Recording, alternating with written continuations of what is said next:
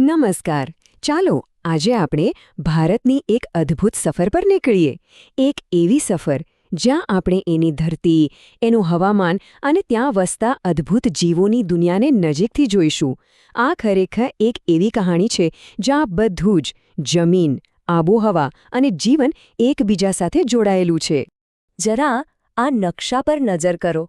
શું દેખાય છે? જુઓ, ઉત્તરમાં પેલી સફેદ બરફની ચાદર ઓઢેલા પહાડો, તો દક્ષિણમાં હિલોળા લેતો વિશાળ સમુદ્ર, અને આ બંનેની વચ્ચે ફેલાયેલા છે લીલાછમ મેદાનો. આને કહેવાય વિવિધતા. આ ખાલી એક નકશો નથી, આ તો ભારતની જીવંત ધડકનનો પુરાવો છે. તો આપણી આ કહાણીની શરૂઆત આપણે પાયાથી જ કરીએ, એટલે કે ભારતની ધરતીથી. કેમ કે અહીંની જમીન જ તો બધું નક્કી કરે છે કે હવામાન કેવું રહેશે અને કઈ વનસ્પતિ ઉગશે. આ વિશાળ દેશને મુખ્યત્વે આ 5 મોટા ભૌગોલિક ભાગોમાં વહેંચી શકાય છે. અને દરેક ભાગની, ખબર છે, પોતાની એક અલગ જ ઓળખ છે, એક અલગ જ કહાણી છે. આ જુઓ હિમાલય. આ માત્ર દુનિયાની સૌથી ઊંચી પર્વતમાળા જ નથી, પણ ભારત માટે એક કુદરતી દિવાલ જેવું કામ કરે છે. એ મધ્ય એશિયાથી આવતા બર્ફીલા પવનોને રોકે છે અને આપણી ગંગા યમુના જેવી પવિત્ર નદીઓનું ઘર પણ છે. અને હિમાલયમાંથી નીકળતી નદીઓ સદીઓથી પોતાની સાથે કાંપ લાવીને આ ફળદ્રુપ મેદાનો બનાવે છે. ગંગા અને બ્રહ્મપુત્રાના આ મેદાનો દુનિયાના સૌથી ઉપજાઉ વિસ્તારોમાંના એક છે. સાચું કહીએ તો આ ભારતનું અન્ન ભંડાર છે. અને હવે વાત કરીએ ભારતના સૌથી જૂના ભૂમિભાગની, અબજો વર્ષ જૂનો દ્વીપકલ્પીય ઉચ્ચ પ્રદેશ. આ જે ત્રિકોણાકાર પ્રદેશ છે ને, એ ખનિજોનો ખજાનો છે, અને એની બંને બાજુ પૂર્વ અને પશ્ચિમ ઘાટની પર્વતમાળાઓ જાણે એની રક્ષા કરતી હોય એમ ઊભી છે.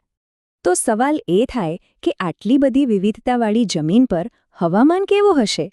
ચાલો જોઈએ કે આ પહાડો, મેદાનો અને ઉચ્ચ પ્રદેશો મળીને ભારતના ઋતુચક્રને કેવી રીતે જીવંત બનાવે છે. આમ તો ભારતની આબોહવાને મુખ્યત્વે 4 ઋતુઓમાં વહેંચી શકાય છે: શિયાળો, ઉનાળો, ચોમાસું અને પાછા ફરતા મોસમી પવનો. આ એક એવું ચક્ર છે જે દર વર્ષે દેશની આખી લય નક્કી કરે છે. શિયાળામાં ઉત્તર દિશામાંથી ઠંડા અને સૂકા પવનો આવે છે. ત્યારે આકાશ એકદમ સાફ હોય છે, તડકો મીઠો લાગે છે અને મોટાભાગના ભારતમાં હવામાન ખરેખર ખુશનુમા બની જાય છે. પછી ધીમે ધીમે ઉનાળો બેસે છે અને ગરમી વધતી જાય છે.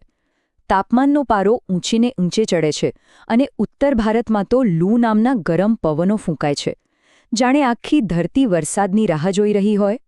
અને પછી એ રાહનો અંત આવે છે. અરબી સમુદ્ર અને બંગાળની ખાડી, બંને બાજુથી ભેજથી લદાયેલા પવનો આવે છે અને આખા દેશને તરબોળ કરી દે છે. સાચું કહું ને, તો ચોમાસું ભારતની ખેતી માટે જીવનરેખા સમાન છે. ચોમાસું પૂરું થાય એટલે પવનો પોતાની દિશા બદલે છે. એ જમીન પરથી પાછા સમુદ્ર તરફ જાય છે અને જતી વખતે બંગાળની ખાડીમાંથી ભેજ લઈને તમિલનાડુ અને આંધ્રપ્રદેશના કિનારા પર વરસાદ વરસાવે છે. હવે આવે છે આ કહાણીનો સૌથી રસપ્રદ ભાગ. સીધો હિસાબ છે.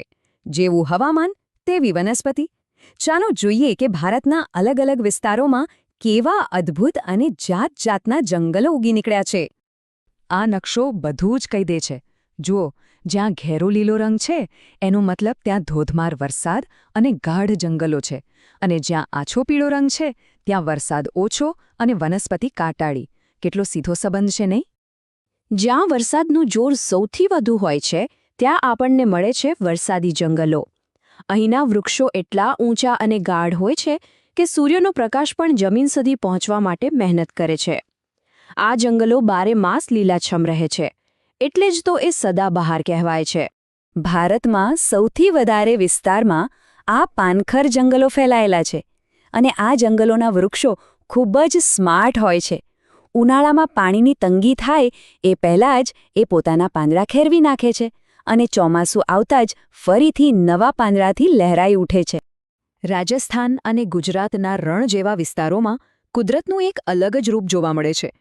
અહીં પાણીનું એક એક ટીપું બચાવવું જરૂરી છે, એટલે વૃક્ષોએ પોતાના પાંદડાને કાંટામાં ફેરવી દીધા છે, જેથી પાણી ઓછું ઉડી જાય.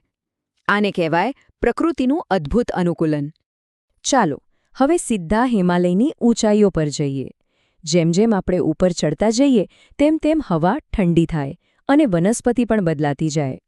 અહીં આપણને શંકુ આકારના પાઇન અને દેવદાર જેવા વૃક્ષો જોવા મળે છે, જેમના પર બરફ પડે તો પણ એ સહેલાઈથી સરકી જાય.